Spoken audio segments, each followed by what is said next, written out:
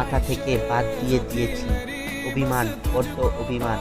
তারপর এক মিশরীয়র সাথে যৌথভাবে একটি রেস্টুরেন্ট দেই। কিছুদিন পর মিশরীয় অন্য দেশে শিফট হয়ে যায়, আমার কাছে রেস্টুরেন্ট বিক্রি করে যায়।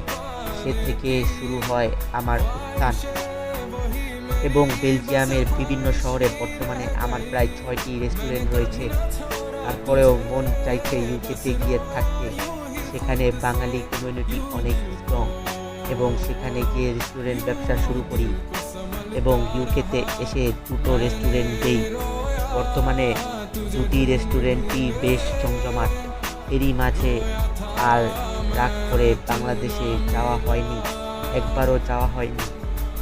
আমার বাবার বিয়ে করার বিষয়টা আমি মেনে নিতে পারিনি, তাই ওনার সাথে আমার একরকম কমিউনিকেশন বন্ধ হয়ে গিয়েছিল। একমাত্র আমার